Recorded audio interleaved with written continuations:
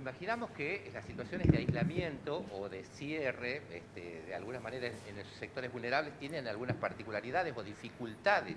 Efectivamente, por ejemplo, en los barrios vulnerables y en los barrios populares, la situación de pandemia tuvo una dinámica muy particular por las condiciones concretas de habitacionalidad, por las condiciones concretas que tienen los barrios más pobres de Tucumán.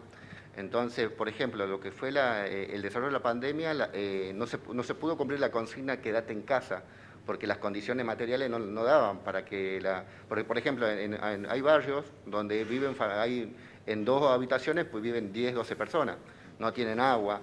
Bueno, hay muchos barrios que no tuvieron agua, entonces en medio de una pandemia complica el lavarte las manos, el jabón. Entonces las condiciones de los barrios se vivió distinto, donde la vida social se daba en la dinámica del barrio. Entonces lo que nosotros trabajamos mucho, una estrategia comunitaria de trabajar de quédate en el barrio, en vez de quedarte en la casa. Y de ahí poder fortalecer mucho las estrategias de educación sanitaria y se logró realizar distintos, por ejemplo, comités de crisis barriales con las organizaciones para fortalecer las medidas preventivas más que nada.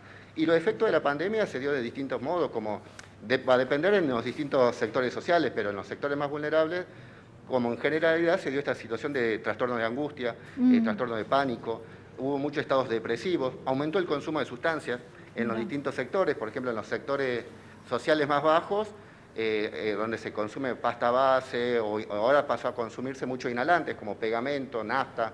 En los sectores sociales medios y altos aumentó el consumo del alcohol, por ejemplo, psicofármacos.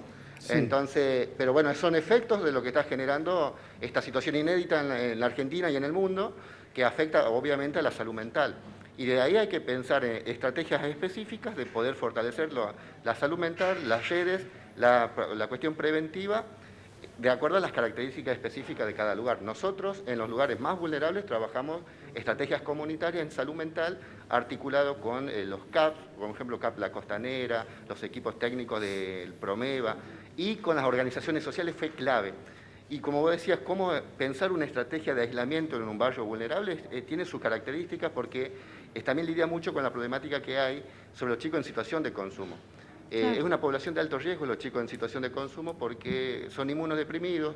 Hay muchos chicos que al consumir pasta base tienen problemas pulmonares serios, están muchos desnutridos, y es una población de riesgo que hay que atender, porque un chico en situación de consumo hay que pensar un dispositivo y un protocolo específico para abordar no solamente el caso que tenga COVID, sino también los síndromes de abstinencia, poder trabajar que el chico pueda sostener un aislamiento. Y después está la cuestión de la vulnerabilidad de los espacios. Hay que pensar mucho una estrategia articulada entre desarrollo social, el Ministerio de Salud, las organizaciones intermedias, con base en las organizaciones sociales barriales, para poder trabajar con la comunidad, porque hay mucha conflictividad también. Usted dice, hay que atender. Se está atendiendo, puesto que hay problemáticas que no vienen solo de la cuarentena, que vienen de antes. Bueno, acá hay que decir que aparte de la cuarentena por el COVID, ya fue muy dura la situación del dengue hace poquito, Sí. y ya empezó a haber preocupaciones en los barrios porque ya se vienen los calores. El otro elemento de hace muchos años que lamentablemente se viene con crisis alimentaria. Es decir, hay muchos elementos multifactoriales que generan que en la situación de mayor vulnerabilidad se sumó la crisis sanitaria, pero ya venía la crisis alimentaria, la crisis económica, la crisis social, que está generando un cóctel que puede ser muy difícil. Se tomaron medidas, por ejemplo, las medidas nacionales, por ejemplo, la tarjeta alimentaria fue un factor importante porque ayudó en lo urgente de lo alimentario.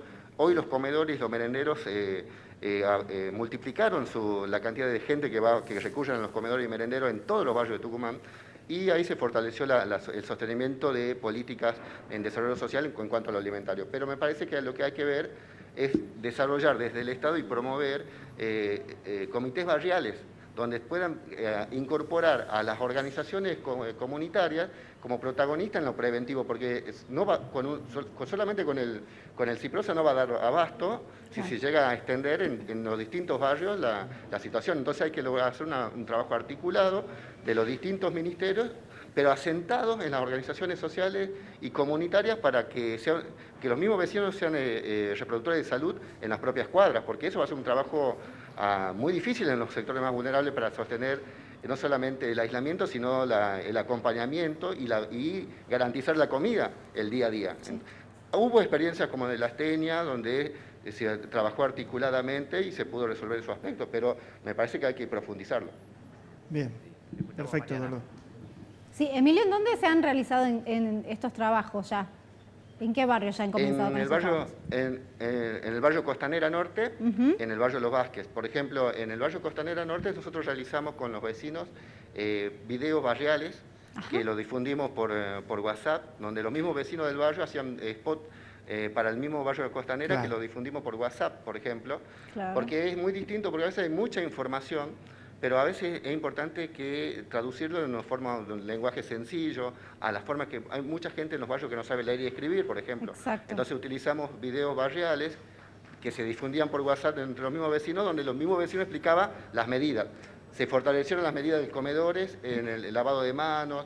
Ayer, por ejemplo, en el comedor de noche de la Costanera se pudo donar jabón, folletería, explicarle a la gente. Por ejemplo, en los barrios Los Vázquez también se armó un comité de crisis articulado con la mesa de gestión de ese lugar y se compró. ¿Sí? Y además, cuando estamos hablando de barrios vulnerables acá en Tucumán, estamos hablando de barrios que no tienen ni siquiera los recursos básicos como ser agua, por ejemplo, ¿no? Efectivamente, cuando comenzó la pandemia, una de las primeras medidas del comité barrial fue garantizar que en la Costanera Norte haya agua, porque ya había 2 semanas que no había agua. El tema, aunque parezca que uno no pueda creer, pero muchas veces la gente no tiene para el jabón, digamos, en esa situación. Entonces, poder visibilizar y entender que en los sectores sociales, por eso más bajos, por eso no podían cumplir la consigna de quedarte en casa, porque no tenían las condiciones básicas para poder sostener eso, digamos, ¿no? Entonces, trabajar mucho la educación sanitaria y preventiva, y adaptada.